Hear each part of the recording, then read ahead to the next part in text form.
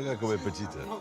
Je m'en rappelle très bien et en fait j'étais un peu habituée à ce qu'il soit pas là parce qu'il a toujours fait ça. Je suis fière de lui parce que c'est encore aujourd'hui extraordinaire, quoi. Là, ça me rappelle des moments bizarres. Ça lui fait plaisir, mon papa? Oui, Ouais. bien sûr, ça me fait plaisir. Et j'ai fait ça pour ça. Je voulais que mon nom soit retenu dans la plongée, pas pour être le meilleur, loin de là, mais pour que mes enfants, mes petits-enfants soient fiers de moi un jour. Théo a arrêté la plongée profonde en 2006. Il va avoir 66 ans. J'ai peur de la retraite, oui. Parce que j'ai l'impression qu'on va me mettre d'être sur le côté et que je ne sers plus à rien. J'ai envie de servir, voilà, de servir à quelque chose. Mais pour tous, Tout à l'heure, je te regardais, tu sais, quand tu prends le narguilé, ne le contrarie pas, tu sais, pour il a encore beaucoup à transmettre. Pour les plongeurs professionnels, c'est un peu le Zidane de la plongée.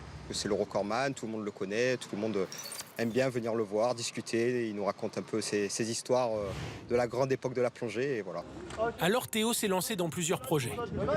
Et là, du coup, c'est quoi? C'est des journées où tu vas faire du nettoyage, Ouais. tout ça, c'est ça? Dans des grottes ou... Son projet principal, contribuer à la dépollution de la Méditerranée. Presque un paradoxe pour cet ancien scaphandrier industriel.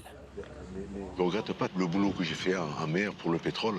C'était, on en avait besoin, puis il le fallait, et c'était comme ça.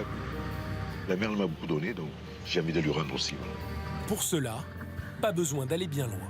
Que ce soit Marseille, Cassis, La Ciotat où on est aujourd'hui, voilà, c'est des endroits qui sont magnifiques, c'est peut-être les plus beaux endroits au monde.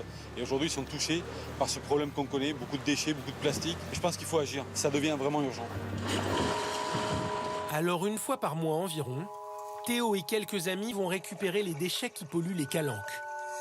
Une descente à 17 mètres, avant de remonter dans une grotte.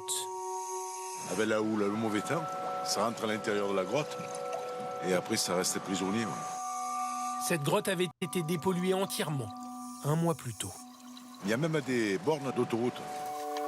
Un crève-cœur. Voilà ce qu'on trouve au fond des océans. 600 000 tonnes de plastique seraient ainsi déversées chaque année en Méditerranée. Regarde, des morceaux de plastique, des bouteilles, des semelles. Ça met des centaines d'années à se résorber.